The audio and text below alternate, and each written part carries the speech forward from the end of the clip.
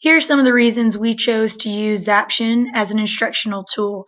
Within this tool, you have the option to view who has actually watched the presentation. You can tell how long they spent viewing it, as well as how many questions that they actually responded to, and how many times did they restart.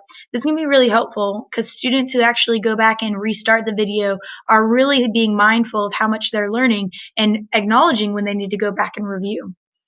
But the response tab is my favorite. Unfortunately, as of April 15th, Zaption changed this feature and you have to upgrade to Pro. So this is no longer one of the free features, which broke my heart. However, the response tab we did use for Reboot Camp. This allowed us basically to look at the overview of what our students responded to.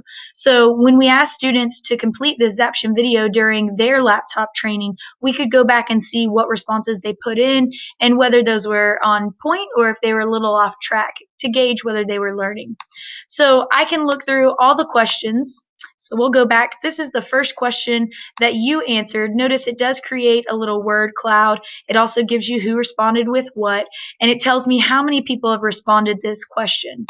The multiple choice questions are pretty easy to read the data. Most people did know that. Why would you want to lock your Chromebook? Well, obviously you don't want friends getting in and violating your privacy, and so on. So this is a great way to very quickly, formatively assess what your students learned from a video. Love that feature. Last but not least are stats, which this is still available under the free version of Zaption.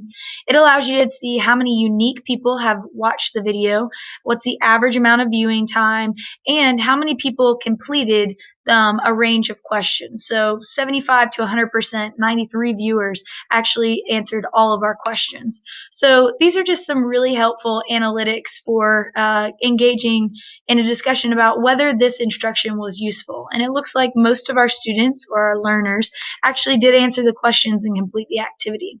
Just another reason why I love Zaption.